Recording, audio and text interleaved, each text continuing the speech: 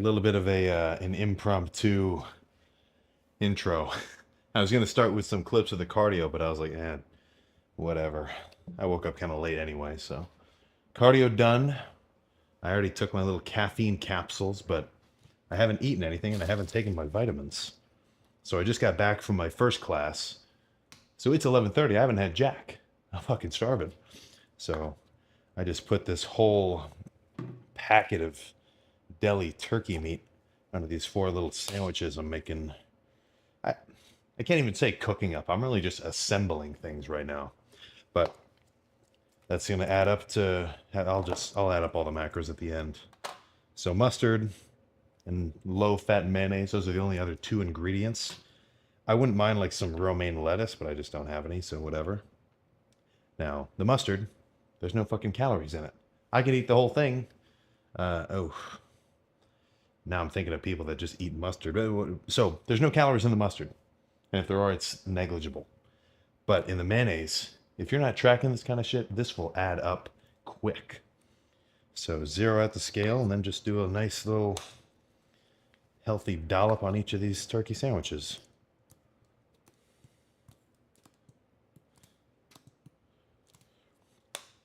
So that 33 grams total. Serving is 15, so about 2, maybe a little more. 8 grams of fat. All right, so I'll stack these together, put them in a little takeout box, but first let me add up all the macros. So 8 grams of fat from the mayonnaise. It says 2 of carbs, 1 gram of carb per serving, so that's all plugged in. I just did the whole pack of this, so 8 servings, 8 more grams of fat, 16 more grams of carbs, and protein, 72 grams of protein. I'll trim it down a little because I'm only going to count dedicated protein sources, and I've been hearing a lot of flack about the quality of deli meats just because it's kind of everything ground up together. But I still think this is going to contribute to I'm fucking freaking out right now. Going to contribute to some muscle maintenance. Like the amino acid array in this turkey is still way better than like, a vegan protein powder or like a plant-based protein powder, It just doesn't have the same amount of all your leucines, and I don't know all of them by name, nor have I even looked into it. But there's no need to, right? Dedicated protein sources, meats, fish, dairy products, eggs, stuff like that. It's hitting the whole freaking, I kind of forget how many amino acids there are that makes up a complete protein. But having all those together is what you freaking want. So that's why I don't count the protein from the buns. Oh yeah, crap, the buns. The buns are 1 gram of fat each, so that makes 4. And then 3 grams of carbs each, so total that makes 12. And then it says 7 grams of protein in each. Dude, that's fucking BS. Come on. I just don't count it.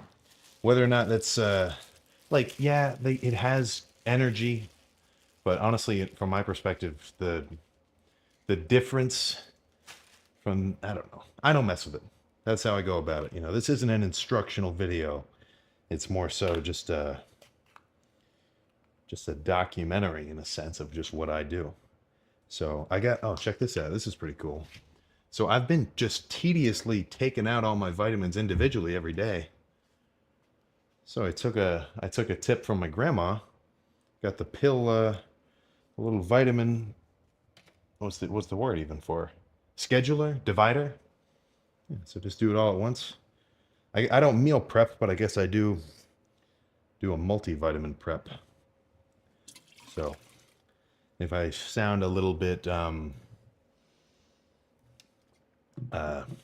let's just say frantic, it's because, I've got a class in 5 minutes. I emailed her, I told her I was going to be late, but whatever.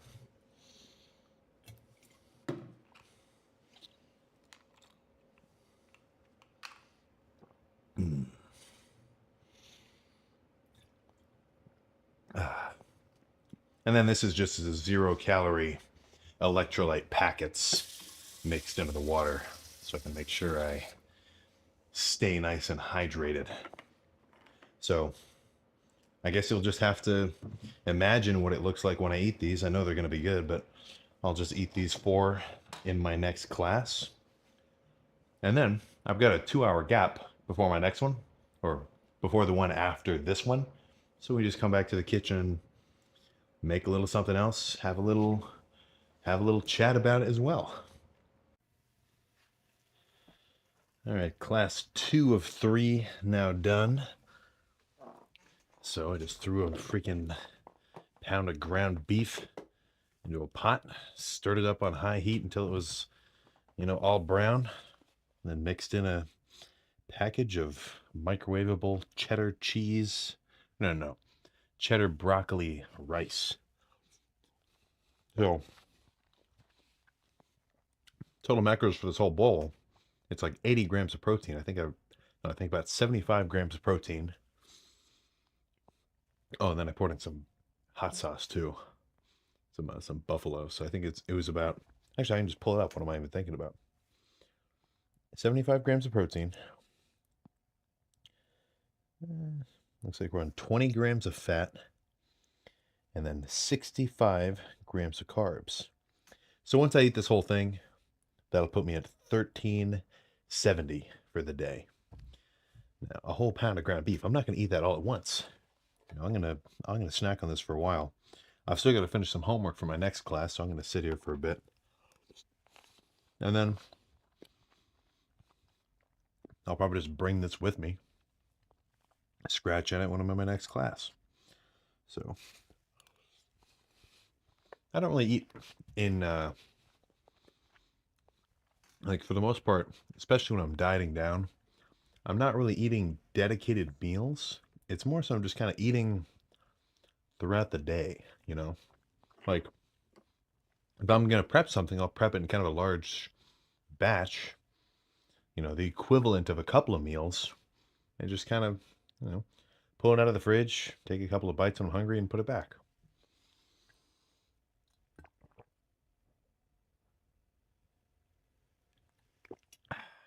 So this will probably be the last thing I eat over the course of the next couple hours.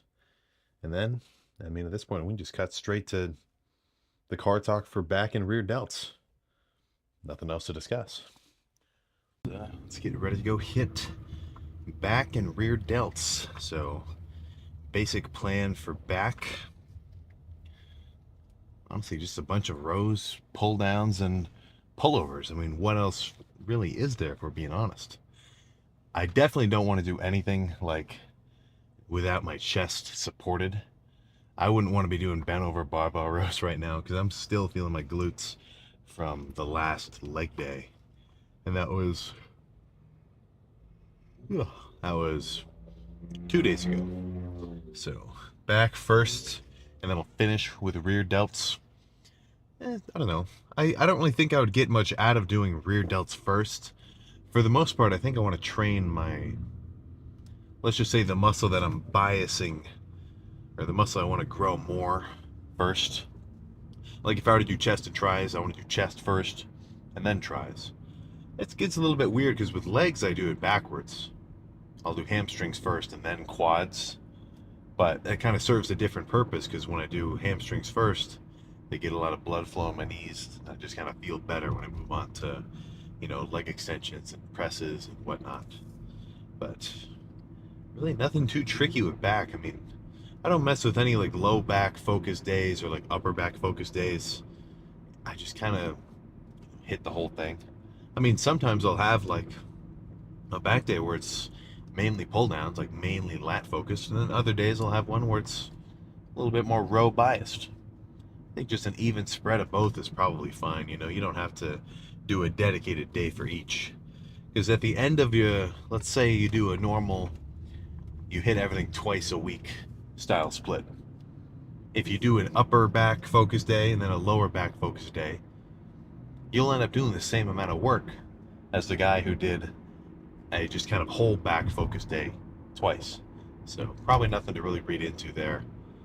And the only other thing in terms of my back training that's a little bit controversial is, I never deadlift.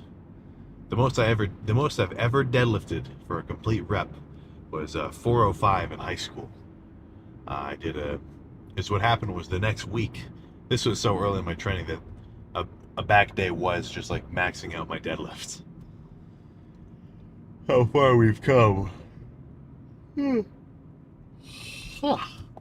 But I had 405, and then the next week I went for 455, and I got it to my shins, but I couldn't finish the rep, and then I just never deadlifted again. So I didn't get hurt or anything. I was just like, this is stupid, whatever.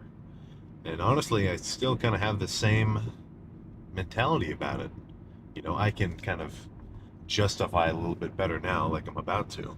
It's when you're doing deadlifts, you're working your glutes, your lower back a ton, your erectors, your hamstrings are coming into play like crazy. Now, sure, you'll get some you'll get some lat and some upper back, some trap development. I'm not going to say you won't. People with big backs have been built, or people have built big backs by deadlifting. It's undeniable. But in a bodybuilding context, I want to just hit my lats with, as much energy as I can muster. So I'd rather not waste a ton of energy and get super gassed after, let's say, even just 2 sets of heavy deadlifts. Because sure, I'll stimulate my lats, but I will, oh my god. I'll also waste a ton of energy hitting my glutes and my hamstrings, which I don't want to do. I'm not doing posterior chain day. I'm going to the gym to do a back day, so I only want to hit back. Right? That's why I'm using straps too, so I don't have my forearms and biceps come into play, at least not too much, when I'm doing my pull downs or rows. Because again, I want to just focus on my back. Lats, traps, rhomboids, all sorts of shit in between. So the only other thing I could kind of say is a tip is if you're not using lifting straps, I would highly advise it. I know that you're probably thinking to yourself, oh, well, I want to build my forearms. If you want to build your forearms, you should hit your forearms directly. Right? Don't compromise your back training and your forearm training just because you want to multitask. That's just my feeling on the matter, at least. So I'm fucking still yawning. I gotta slam the pre. 2 scoops of bloodshot and a scoop of hostility. Fuck. I forgot to take my beta-alanine. I've been adding beta-alanine in to the pre, and it doesn't have. I'm pretty sure it doesn't have like immediate effects. You kind of build up. It's like creatine. You kind of build up a level of satiation of it, and then it kind of takes effect. So I'm in the loading phase of the beta-alanine this month, but I can just take it when I get back, and it'll still do its thing. So enough chit chat. Let's just get started. Oof. All right, there we go. Camera's freaking bugging on me for a second. So back and rear delts complete. I can still kind of feel my calves, so I'm not going to hit them. But whenever they're not sore, I feel like your calves deserve just a touch. Just a little itty-bitty touch stimulation, Nothing crazy either. I'm not saying you got to sit here and, absolutely obliterate them. But, I mean, I just know for a fact that you probably aren't hitting calves as much as you should. And I'm inclined to believe that that statement holds true for the non-silent majority. I know a lot of you guys love talking about how you skip calves. Calves are genetic, man. That may be. But, are you just gonna say screw it and not even try? Come on, man, that is freaking foolish behavior. Absolutely foolish. So, I'm fucking starving right now. I stayed in the gym way too long just yapping it up. I'm still only at, waiting for this stupid simple macro tracker to load, 1,300 calories left, so 840. That means I've got 1,140 calories left to play with for the night. So that's all good with me, man. That's perfect. I want to go to bed full. I'd rather have more of my food closer to the end of the day than in the beginning. Because you're just asking for trouble if you get to like 6 o'clock and you only have 500 calories left for the night. I mean, I can almost guarantee the uninitiated lifter is just going to be like, screw it. And just start munching on some kind of treat. And I'm not saying, I'm not saying I don't do that sometimes.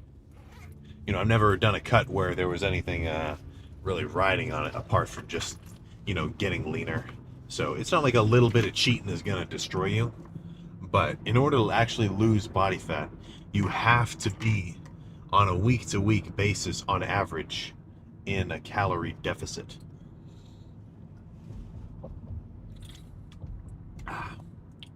This is some of the intra-workout drink with some Silo 9. The hostile amino electrolyte mix. There's a special little code in the bottom. They're doing a little deal on them. So per week, right? So let's say your your maintenance calories is 2,500. You plug it into that online tracker. You find that value by plugging in. Like, you go online, you look up maintenance calorie calculator. You plug in your height, your weight, your energy level, which is basically like how often are you exercising, your age, your gender, everything like that, and it'll pump out a number. Now, that number isn't going to be 100% accurate, but it can be a pretty good ballpark. The best method for finding your actual maintenance calories is tracking everything you eat, just eating when you're hungry, like actually weighing out all the food that you eat when you're hungry for it, right? Weighing yourself every morning, and let's say you stay the same weight for a whole week, right? The average of how many calories you ate that week as well, that's basically your maintenance calorie calculator. Well, that's basically your maintenance calories calculated. So the basic premise of weight loss is like, it's just thermodynamics. So a pound of fat, I'm pretty sure, is about 3,000-ish calories. So if you wanted to lose a pound of fat per week, that would mean that in that 1 week, you have to eat 3,000 calories less than your maintenance calories for the week. So that would be about a 400 calorie deficit. Now, my weight's kind of been plateauing. I think I'm overeating just a touch because I've really been doing about 20. Oh, here we go. I don't know what I'm doing right now. They're like closing down part of the road. No, I've really been doing more like 2,800 calories. So a little bit closer to my actual maintenance than I guess I would want to be at. I should be getting a little bit lighter by way of actually hitting that 2,500 calorie level. Or whatever. So in that whole week, if you want to lose body fat, you have to eat 3,000 calories below your maintenance.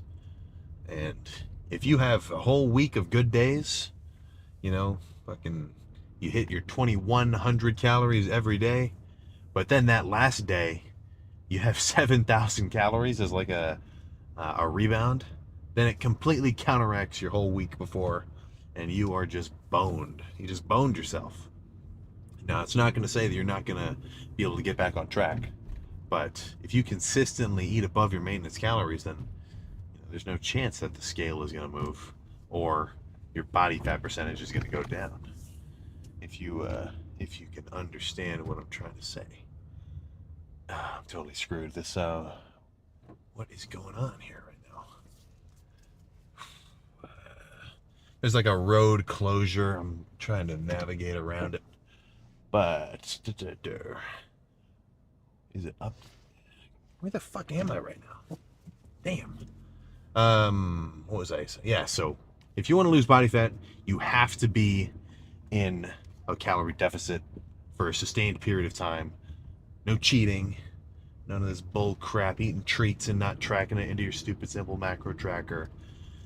Even just like if you raid the pantry a little bit, you grab a little handful of chips and you don't track it. If you do that 10 times in a day, which is not hard to do, then guess what, man? You can overshoot your calorie deficit easily, right? So you have to be kind of OCD about this shit if you actually want to, make progress. I find it very, not amusing, but interesting how little information people actually kind of have in their brain about how to, lose body fat. Like, if you've ever seen like news debates where it's, a reporter or whatever, and they're doing an interview with someone, and they're going on about how, exercise and calories do not determine the amount of body fat that someone gains or loses. It's not even a question, And I'll tell you this before I cut to Kroger, because I do need to get a little bit of food. Once you actually get into tracking your macros and all this stuff, right? Once you start tracking it and you actually can see that, the amount and the types of foods that you eat will have a direct correlation with, what your body is composed of in terms of fats, in terms of gaining protein, muscle. Once you take the red pill, there's no going back. You're locked in.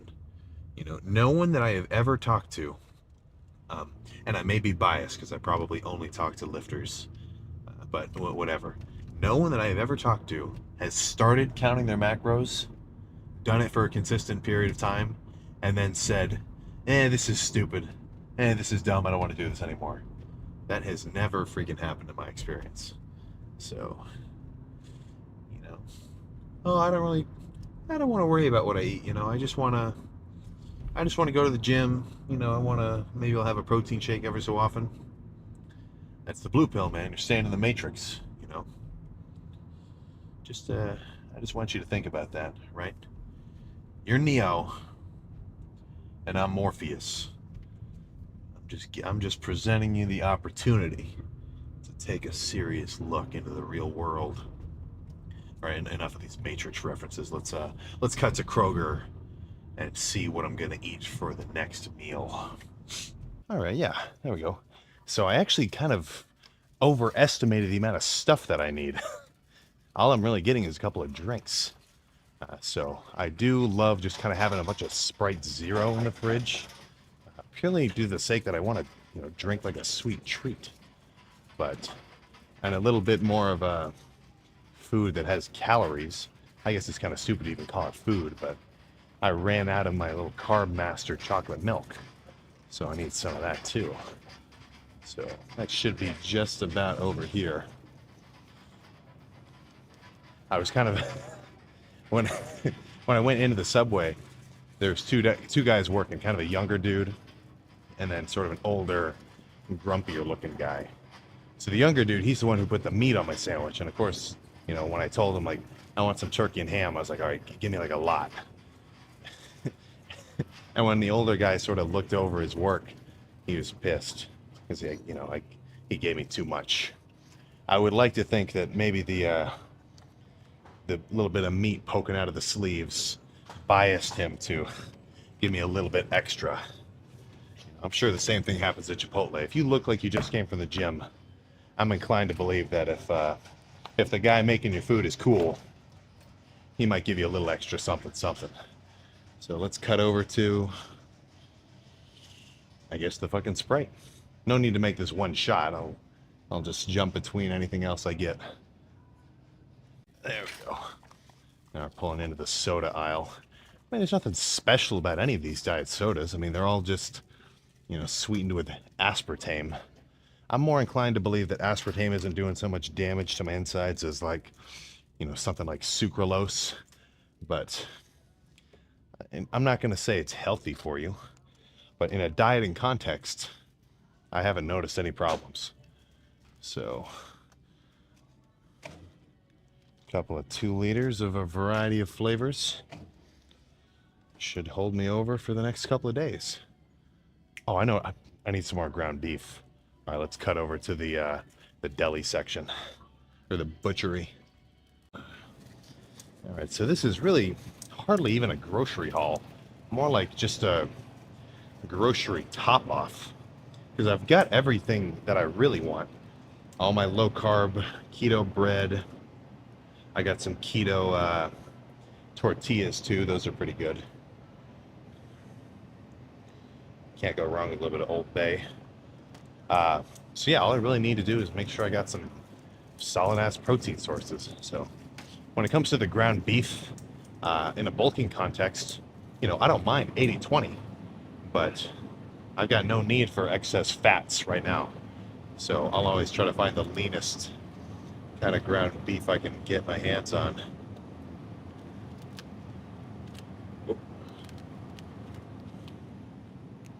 2 pounds and 96%. Perfect. So that's all I need here. Let's just cut to the kitchen for the Subway post-workout meal. So, didn't really have to get... Well, actually, I guess that is more of a normal grocery trip. You don't go to the grocery store and get everything that you eat. You just kind of replenish the things that you need. So I've already entered this 2 cups of the Carb Master non-fat chocolate milk into the stupid simple macro tracker. And this little shaker cup has a nice little denomination to tell me when I hit 16 ounces, exactly 2 servings. So that's another 22 grams of protein.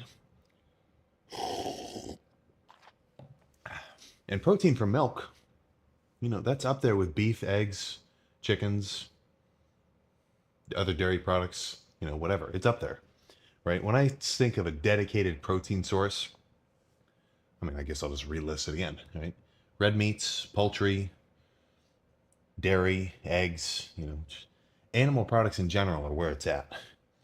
So the vegan lifter may need to get his priorities straight. But this plus the sandwich puts me at about 21.73. Now, there was a little bit of estimation because, it's not like the Subway guy added the exact same amount of like this and everything else, whatever. But, the carbs from the vegetables on the sandwich, I pretty much just count as negligible. It's like maybe 3. I just don't even worry about it. But the bread, I definitely have to worry about. That's 80 grams of carbs right there.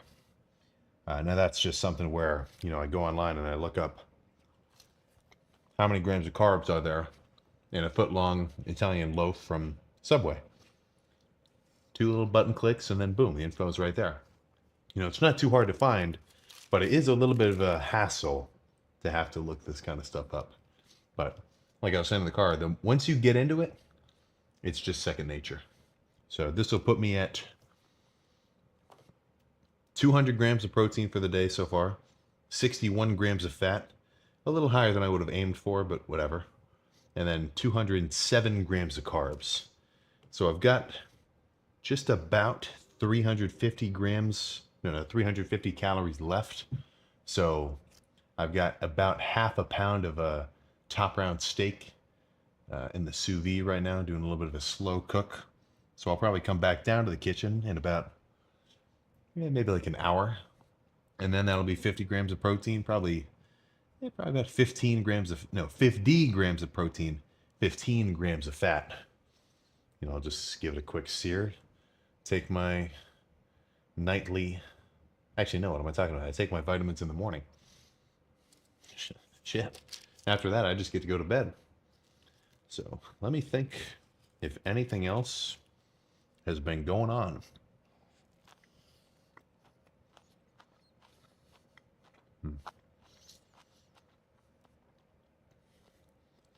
Subway gets a lot of hate.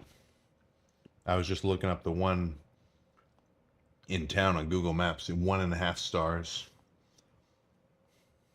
You made the sandwich. That's just a fucking classic joke. I don't know, man. I like it. I'm probably just nostalgic.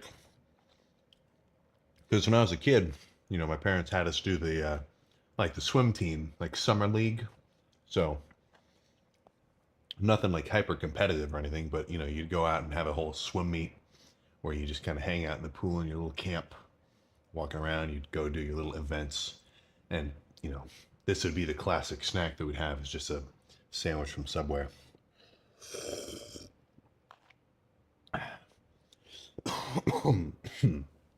So apart from like the steak and rice, which you would call a kind of conventional bodybuilding meal, the rest of this is just it's just foods, right? Now I'm trying to be specific in my selection for the most part. That's why all the buns I have on top of the fridge are live carb, like low carb keto buns. That's why all the tortillas I have in there are low carb. That's why I have I'll just grab it for demonstrative purposes. That's why I've got the powdered peanut butter, where once you reconstitute it with water, or a classic move I've been doing is adding sugar-free syrup to get a little bit of a sweeter taste. All these little, that's another thing, all the diet soda too, all these little replacements make it that much easier for me to stick to, hitting just around what my macro goals are in the day. So if I can have a little peanut butter and jelly sandwich on the keto bread with the powdered peanut butter with some sugar-free jelly, I kind of just get to eat, if you can kind of put in the effort, you can eat whatever you want. Now, there's a little bit of caveats to that, because then you have to get into tracking everything. You've got to constantly be messing with the food scale. But, I like this method the most out of anything. I don't really, it doesn't really appeal to me to do like prepped meals, have a bunch of them in the fridge and like take them out every day and just eat it. Like, I don't know. I kind of want to eat. I don't know. I want to eat when I want to eat, and I want to eat what I want to eat. And then under the constraints of these macros, I'll adjust accordingly. So definitely the most intensively, definitely the style of dieting that requires the most effort on my end, because I have to constantly be thinking about these things and tracking everything every day, or every time I eat something, plugging it into the phone. But for me, it's the easiest. So if for you, you don't want to be messing with all these calculations, you don't want to constantly be like, oh, how much of, like, if you want to just prep a bunch of meals bodybuilder style on Sunday, have them in the fridge, the pictures when there's like 20 little individual Tupperware containers of measured out chicken, measured out rice, everything's added up perfectly. You don't even have to think about it. You just do your 1, 2, 3, 4, 5, 6 meals, and then you go to bed. Hey, man, if that's your shit, then do it. No matter what, there's no right or wrong way, apart from a couple of constraints, like you have to be in a calorie deficit to lose body fat, and to gain weight, you have to be in a calorie surplus. But, no matter what you do outside of those two realms, whatever works for you works. So figuring out some shit for yourself, and it gets you results, that's just as valid as anything. So I'm going to sit here for a little while, play on my phone. Once I finish this, I'll go fold my laundry, and then we can come back for the steak, and this day will be complete. Final meal of the, now technically morning. It's 12:30, man. I got to wake up tomorrow. It's just about 8-ish ounces of top round steak. So 50-ish grams of protein, 15 grams of fat.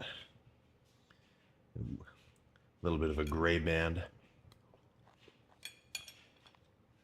Must have seared it a little too long on that side. But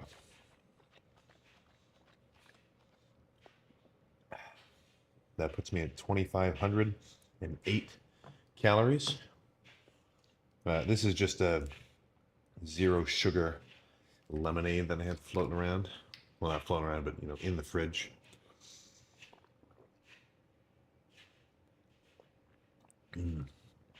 So, no macros to worry about there. Another benefit of all the 0 calorie drinks and stuff like that, you don't even have to think about it. So, do you think I like having to do my cardio every day? Do you think I like tracking all my macros, and going to the gym for 2 hours at a time? Because I do. Because I do. it kind of makes me, I feel a little bit weird when I see all the edits or all like these workout posts, and they're very negative. Like, dudes are talking about their, oh, like, oh, I used to be like, this is kind of a classic trope. It used to be maybe kind of a fatter kid, and it's like now you're working out. You want to get in shape. Kind of reactively to how you were treated when you were younger. And there's nothing wrong with that. Whatever sort of motivation you have to use to get jacked, I mean, that's badass. But for the most part, I try not to dwell on anything very negative in my training. Like, I just think it's sort of a flawed mentality, at least in terms of longevity, to, want to achieve something to get over on somebody, or like, oh, fuck, like you need to break up with somebody, whatever, you want to get jacked. Oh, then now I'll show them. Yeah, that's what I'm thinking of. The I'll show them mentality. I'm not saying it won't work, but for the most part, if I try to think about why I'm doing all this stuff, I just like it. I just freaking like it. So maybe there's something mad, deep repressed in my mind which just isn't surfacing. But just walking around being big, moving a ton of weights, all I see is positives, So I'm super into it. But, whatever you got to do, it's not like I'm saying you're wrong. But you got to think. I think you're just going to have a better time in the gym if you think about. Oh, let me see if I can even phrase how I want to say this. It's like thinking about the things that you want to achieve and not the things that you want to, stop, per se. Like, do you want to do it just because, or do you want to do it so that people won't mess with you anymore? Or you get a little bit of the idea I'm talking about. The more often you can just go to the gym, have a hard lift, and just be happy about it due to, for its own sake, I think that you're going to have a better time overall. Right? You shouldn't really be doing anything for anybody else's approval anyway. So, other than that quick little chat as a finisher, I'm going to keep up this level of caloric intake for probably maybe another 3-ish weeks. I think we might hit day 60. Honestly, 60 is kind of coming to mind as the number where I think, okay, that's probably about time to call it. But, I'll see. I'm definitely not going to cut it before 60. But, after that, we'll just get back on the bulk. I'm sure I'll give it some kind of title. I'm not going to call it spring bulk again, of course, but I do look forward to it. Because the way that I look at dieting, and trimming down, I just feel like I'm putting maybe not putting a pause on progress, but just, kind of putting a pause on progress, I like getting bigger, getting stronger, right? Seeing the weight move upwards, gaining muscle tissue, right? That's my favorite part. And even if I'm a little softer and I don't have all the crazy cuts, I think I definitely prefer bulking to cutting. But I like them both. So it's maybe 60% bulking, 40% cutting, right? You got to take each with the other one. Each with the other. You got to take one with the other if your deal is the bulking and cutting method, not just main gaining, hitting your protein and eating as much food as you're hungry for. If you do that and combine that with hard weight training, you are going to grow muscle slowly over time for sure.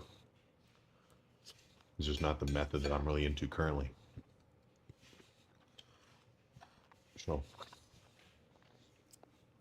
getting into a couple of interesting points here. I'm definitely feeling ready for bed. Tomorrow is going to be morning cardio. I'll set the alarm for probably 7:30 or so.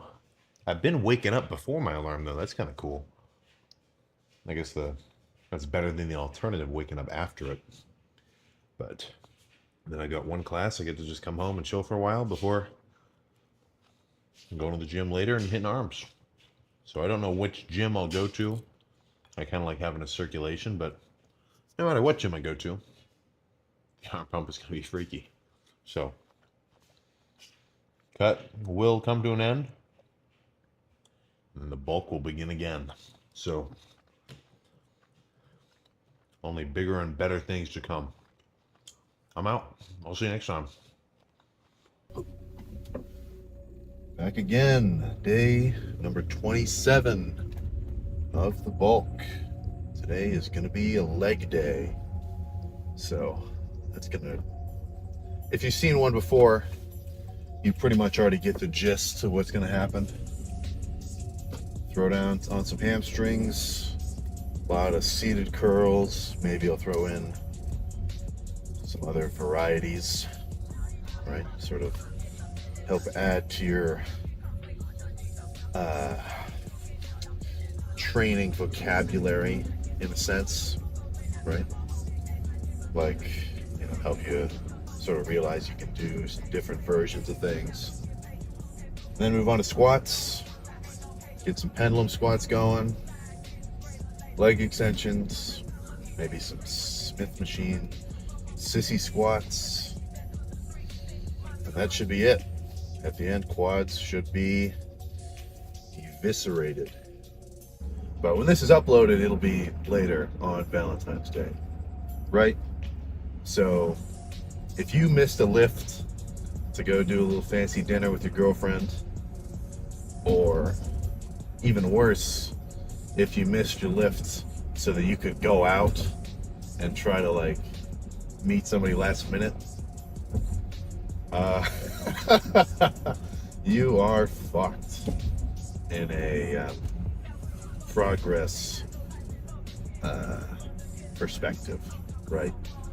It's just not like, it's whatever, but especially if you're already, you know, the single bachelor type, or you're in school, you're just adding some complications to the mix.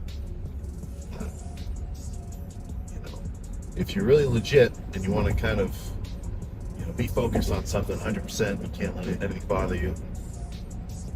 You have to chillax on female action, right?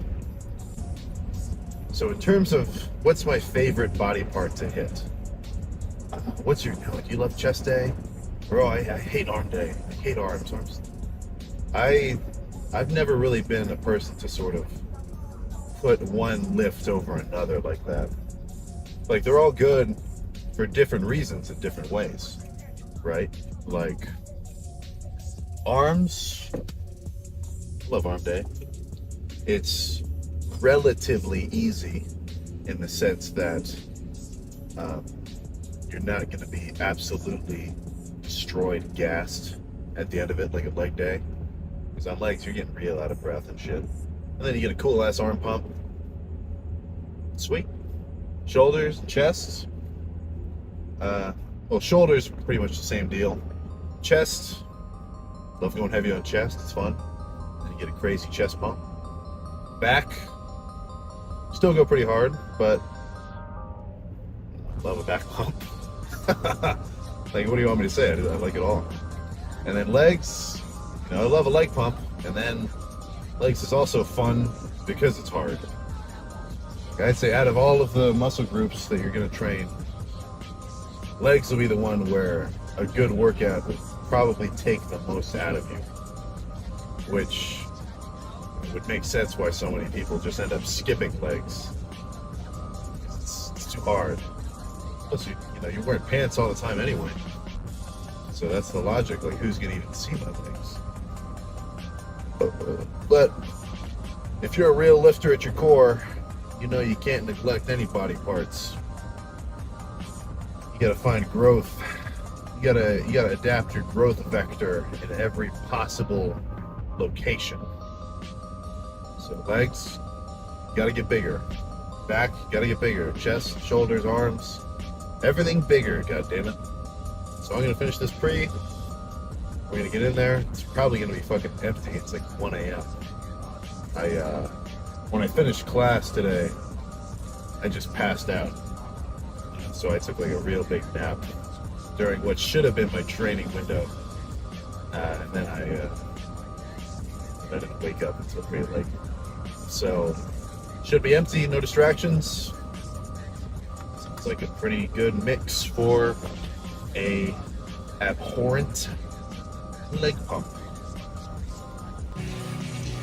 Yeah, so here's the science-based lifter section. I don't really go in here much. Right? You can kind of get caught up in looking at yourself, and I don't know. I mean, that's just how I feel about it. You know, I think the whole point of the pump cover is you lift, you get a pump, and then when you're done, you get to enjoy the rewards afterwards. Right? So I'd rather just stay covered up for the workout, just focus on the feeling, on the sets, instead of, every 2 sets walking over to the mirror and like trying to check out some poses or my progress or whatever. Or let's say your pump isn't necessarily as big as yesterday. Let's say today you're a little dehydrated, you didn't drink enough electrolytes, because your pump is primarily water. That's why the whole premise of dry scooping is sort of foolish. At least in the sense that when you dry scoop your pre, you're probably not drinking a shit ton of water afterwards to dilute it. Because once you take in that pre-workout, and it at least the pump ingredients, like the arginine and the citrulline, what those are doing is dilating your blood vessels, right? It's opening up your blood vessels, so there's more room for fluids to flow around in your bloodstream. And then when you get a pump, obviously there's going to be more fluid running around, so you'll be able to really fill up. At least, that's a basic lifter description of what's going on. So if you just take your pre, you do your scoop, then you sip some water and you just chug it down, the caffeine will still hit you, and maybe it'll even I'm not necessarily sure if caffeine you would feel it faster or slower if you have it in a more concentrated form. But it's not going to change up how the caffeine affects you, so you'll still feel it, but that's an inferior method of administration, if you will. At least unless you get a good amount of water. But like I was saying, let's say you're dehydrated one day, and then your chest pump's a little smaller than usual, right? If you're really serious about lifting, mid-workout, that sort of thing might mess with your mind, right? Like, you're not going to look the same while you're lifting every time. So I'd rather focus on just covering up, at least for the most part, long-ish sleeve t-shirt, and then just trying to focus on the grind. God damn it. That's one thing I've always sort of felt, ever since all of this fitness stuff got popular. Like, obviously it's been popular, like it's been a reasonably mainstream industry, but I'd say over the last maybe 3 years, it totally jumped in popularity for what I would describe as the adolescent to teen youth demographics, right? Now everybody at your school is lifting. Every schmo has their fitness account, and I think they're focusing on the wrong idea, right? If you love all of the zoo culture guys, nothing wrong with watching them. Like, they're probably funny. I don't care. But if you watch them and all they do is they go around and they stay lean all year round because they're fitness influencers, they want to be able to pose shirtless and be real impressive. Because just being lean on its own, like, you could take a 160-pound dude and put him next to me right now, and if he was diced and a little bit developed, it'd be comparable, just because like being shredded makes you look good as fuck on camera, especially. Now in real life, it might be a different story because people look, typically if somebody's big on camera, they're even bigger in real life. Oh, you get what I'm saying. But, you know, if you're a new lifter and that's who you're watching for inspiration, and you can decide between, you know, starting your bulk, working on your baseline strength, squat, bench.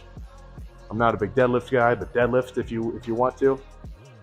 Or you could focus on, you know, crash dieting to sub 10% body fat, just so you can take a picture with, you know, some abs.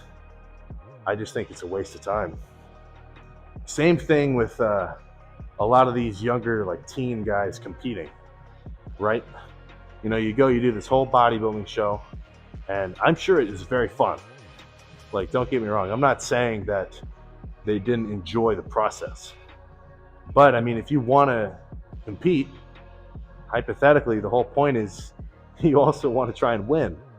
So you should spend more time focusing on actually building up a physique rather than just trying to shred down and show off what you've already got.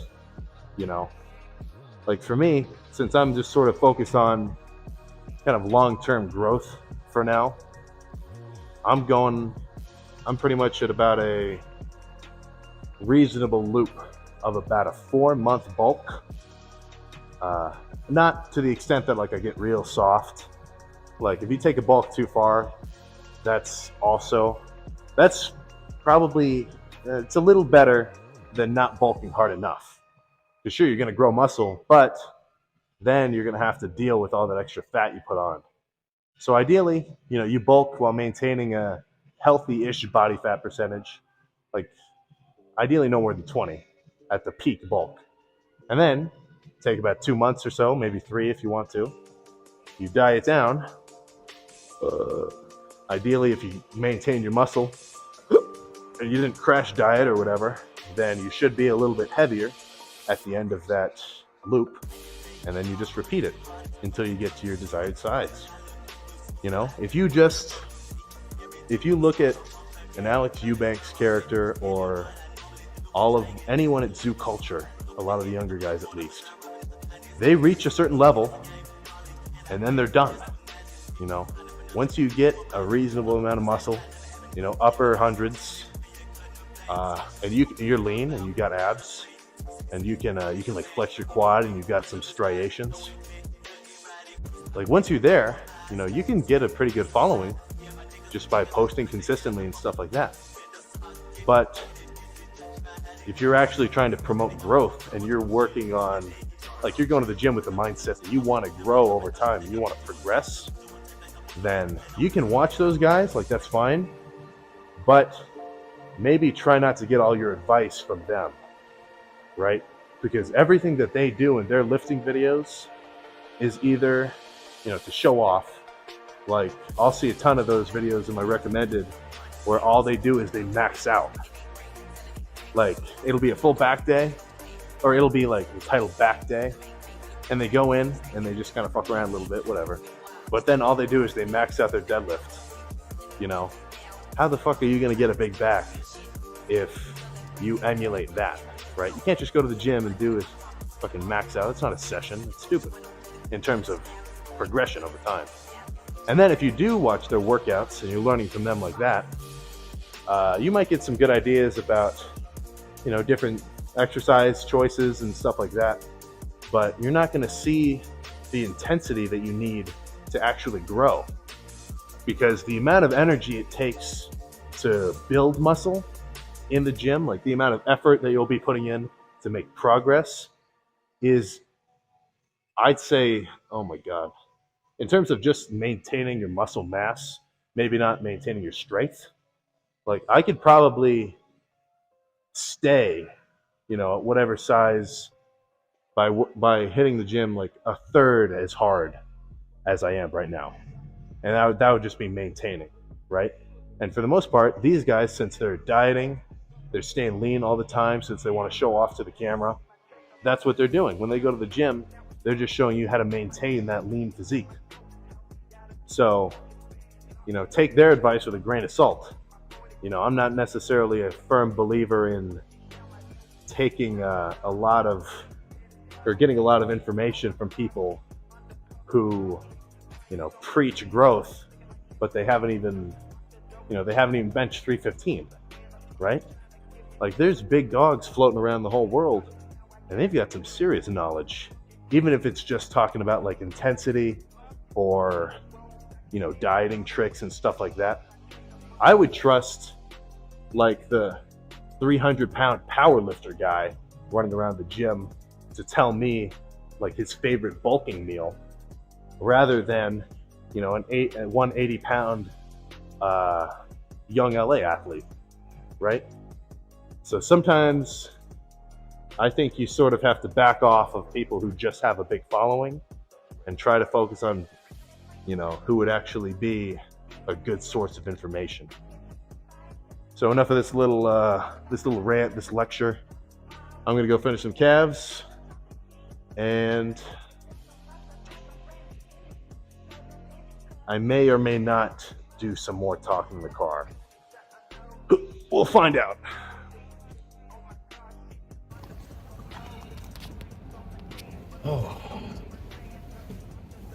Oh my God. I'm so fucking ready for bed. So, I was flat out of gas, like 0 mile range. So, it is late as fuck. I thought I was gonna get shot. And I hope you guys are getting a little bit more excited when you're watching these. Or if you're eating a meal right now, scruff down those last few bites. If you're hitting your cardio, don't get off the bike a few minutes early. Get those 30 minutes in, make sure you get a good sweat going. And if you're staying up late watching this video, fuck you, turn the shit off and go to bed. You're not gonna grow if you stay up. So I'll see you next time.